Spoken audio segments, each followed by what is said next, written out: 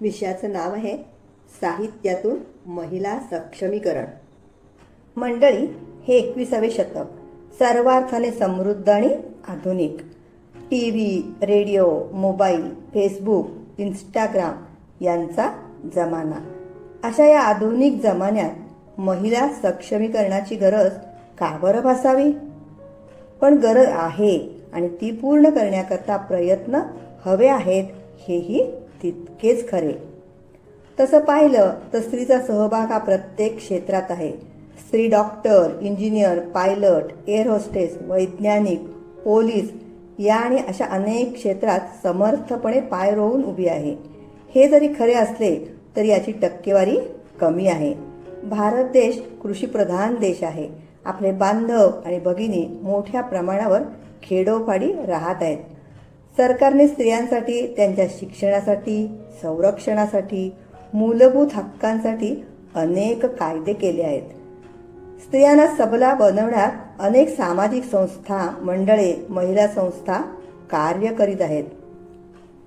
सुरुवातीपासूनच स्त्रीला पुरुषप्रधान संस्कृती असल्यामुळे दुय्यम दर्जा मिळालेला आहे. ती कितीही शिकली, आत्मनिर्भर झाली, पैसे कमवू लागली तरीही कुटुंब हे तिच्यासाठी सर्वस्व असते. घरातला आनंद अबाधित राहावा म्हणून झटत असते. ती नवऱ्याच्या घरातील मोठ्या माणसांना मान देत, स्वतः कमीपणा घेत कुटुंबाच्या भल्याकडे पाहत असते. कधी कधी तिचा आत्मविश्वास डळमळतो. प्रलोभनाला ती बळी पडते. आजही हुंडाबळी, पैशासाठी मारहाण, खून, बलात्कार होत आहेत. रोज टीव्ही, पेपर यामध्ये आपण बातम्या पाहतो आणि ऐकतोही. त्यातून आत्महत्याही केल्या जातात.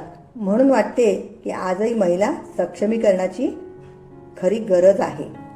अनेक मार्गापैकी साहित्यातून सक्षमीकरण हा एक महत्त्वाचा मार्ग आहे. समाजात साहित्याचे स्थान अभूतपूर्व आहे. समाज माध्यमावर त्याचे पडसाद दीर्घकाळ उमटत राहतात. साहित्यातून महिलांनी केलेल्या संघर्षावर प्रकाश टाकला गेला आहे. एवढेच नव्हे, स्त्रियांना समान हक्क, समान दर्जा मिळवण्याबाबतही प्रेरित केले आहे. साहित्य हे दडपशाही विरुद्ध प्रतिकार करण्यासाठी एक उत्तम व्यासपीठ आहे. इथे स्त्रिया आपले मत स्पष्टपणे मांडू शकतात. साहित्य हे केवळ वैयक्तिक अभिव्यक्तीला प्रोत्साहन देते असे नाही, तर महिलांमध्ये एकात्मतेची भावना वाढवते. महिला याद्वारे आपले मत, आपल्यावर झालेल्या अन्यायाविरुद्ध आवाज उठवू शकतात आणि उठवतातही. म्हणजेच काय, साहित्य महिलांच्या सक्षमीकरणासाठी एक सशक्त साधन आहे. वैविध्यपूर्ण महिलांच्या अन्वेषणाद्वारे साहित्य सामाजिक नियमांना आव्हान देते आणि बदलांना प्रेरणा देते. प्रत्येक कथन, कविता आणि निबंधात बदल प्रज्वलित करण्याची, यथास्थितीला आव्हान देण्याची आणि स्त्रियांच्या अनुभवांची परिपूर्णता स्वीकारणारी सामूहिक जाणीव वाढवण्याची क्षमता असते. मलाला युसुफझाईचे मी मलाला हे शिक्षण आणि महिलांच्या हक्काचे समर्थन करण्यासाठी साहित्यातील परिवर्तनशील शक्तीचे उदाहरण देते. अशा रीतीने साहित्य हे केवळ पानावरचे शब्द नसून त्या पलीकडे जाते. ते परिवर्तनासाठी प्रेरक बनते. जिथे प्रत्येक आवाज केवळ ऐकला जात नाही, तर त्याची दाद घेतली जाते. त्याचे सकारात्मक परिणाम समाजाला दिसतात.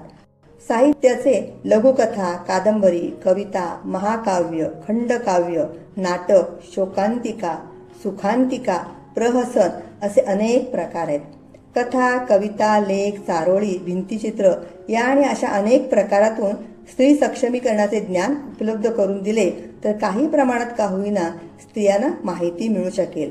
रोजचे कामकाज, घरकाम सांभाळून त्यांना जो काही थोडा वेळ मिळेल त्यातून त्या मनोरंजनाच्या हेतूने भाग घेऊ शकतील. त्यांना स्वतःच्या हक्कांची जाणीव होईल. सरकारी नवीन उपक्रम कळतील. त्यांचे समाजातील स्थान, त्यांना मिळणाऱ्या सुविधा, कायद्याचे शिक्षण याचे ज्ञान त्यांना मिळेल. खेडोपाडी पाणी आणताना, कपडे ओढ्यावर धुवायला जाताना जवळपासच्या भिंतीवर चित्ररूपाने स्त्रियांना त्यांच्या हक्काची जाणीव करून देणारे नियम, उपाययोजना दाखवल्या गेल्या तर ते प्रभावी होईल. शिवाय वरचेवर ते पाहून त्यांच्या लक्षातही राहील. वर्तमानपत्र ही तर सामान्यातील सामान्य माणसांची गरज. या पेपर माध्यमातून छोट्या मोठ्या कथा, कविता, चारोळ्या, व्यंगचित्र, विनोद अशा अनेक माध्यमातून सक्षमीकरण करणे फायदेशीर ठरेल. बऱ्याच स्त्रियांना बाहेर जाणे, सिनेमा नाटके पैसे देऊन पाहणे जमत नाही. कधी वेळेअभावी ते शक्य होत नाही. अशा वेळी जवळपास मोफत वाचनालय उपलब्ध करून दिले आणि सोयीच्या वेळात ठेवल्या तर कथा, कादंबरी, कविता संग्रह, अनुभवी लेखकांचे आत्मचरित्र वाचूनही काही प्रमाणात स्त्रियांचे सक्षमीकरणात खारीचा वाटा नक्कीच उचलता येईल. स्त्री शिक्षणासाठी प्रचार आणि प्रसार व्हावा यासाठी सावित्रीबाई फुले यांनी किती कष्ट घेतले, किती मानहानी पत्करली. त्यातून अनेक स्त्रियांना प्रेरणा मिळेल, त्यांचा आत्मविश्वास वाढेल, समाजासाठी काहीतरी चांगले कार्य करण्याची प्रेरणा मिळेल. राणी लक्ष्मीबाईचे चरित्र वाचून त्यांच्यावर आधारित कथा, कविता, पोवाडे यांचा आस्वाद घेत त्यांच्या शूरपणाचे, लढवय्या प्रवृत्तीचे नक्कीच ज्ञान होईल. मदर टेरेसा, कस्तुरबा गांधी यांनी समाजासाठी जी सेवा केली ती नक्कीच सकारात्मक दृष्टिकोन वाढवण्यात मदत करेल. संत मीराबाई, बहिणाबाई यांच्या काव्यातून मनोरंजन तर होईलच, पण त्याचबरोबर स्त्रीच्या अनेकविध गुणांची माहिती मिळेल. साध्या सोप्या भाषेतून केलेले प्रबोधन नक्कीच उपयोगी पडणारे असेल. अलीकडच्या काळात होऊन गेलेल्या स्त्रिया श्रीमती इंदिरा गांधी, कल्पना चावला, सध्या खूप मोठ्या प्रमाणावर संकटाशी सामना करत धीराने मार्ग काढणारी भारतीय वंशाची सुनीता विल्यम या नक्कीच स्त्रियांचे मनोधैर्य वाढवण्यात यशस्वी ठरल्यात यात शंका नाही. ग्रंथ हेच गुरु हे अगदी खरं असलं तरी आजचा जमाना हा टीव्ही, मोबाईल, व्हॉट्सॲपचा आहे. दुनिया मेरी मुठ्ठी में असे धीरूभाई अंबानी यांनी म्हटले आणि ते 100% झाले. अगदी छोट्यांपासून मोठ्यांपर्यंत सर्वांकडे मोबाईल आहे. गरिबापासून श्रीमंतापर्यंत तो सर्वांचा श्वास बनला आहे. त्याच माध्यमाचा वापर करून साहित्यातील लघुकथा, कविता, चारोळी, प्रहसन इत्यादींच्या माध्यमातून स्त्रियांचे सक्षमीकरण नक्कीच होऊ शकेल. सकारात्मक दृष्टिकोन मिळेल, जीवनाकडे पाहण्याचा आशावादी किरण दिसेल आणि समाधान मिळेल एवढे मात्र निश्चित. महिला सशक्तीकरणासाठी लढा चालूच आहे आणि साहित्याचा या शोधात एक महत्त्वाचा वाटा आहे आणि यातूनच न्याय, समानता आणि मुक्तीचे मार्ग मिळत आहेत. स्त्री अबला नसून सबला आहे, सामर्थ्यवान आहे. घराचा आधारस्तंभ तर आहेच आहे, पण त्याचबरोबर ती एक आदर्शवादी समाजाचा महत्त्वपूर्ण घटक आहे. पुढच्या पिढीला घडवणारा महत्त्वाचा दुवा आहे. चला सारे मिळून स्त्री शक्तीचा सन्मान करूया. आर्थिक, सामाजिक, शैक्षणिक सर्व कार्यात मदतीचा हात देत त्यांना सक्षम बनवूया.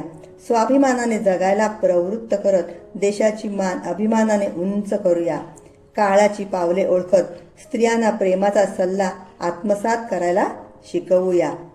अंधाराच्या पलकाचे वेध घे, सामर्थ्याच्या शस्त्राला अस्मितेची धार दे, दास्याच्या शृंखलांना विवेकाने सार दे, परंपरेच्या वेदनांना कंठामधून वाढ दे आणि उद्याच्या भगिनींना स्वातंत्र्याची भेट दे.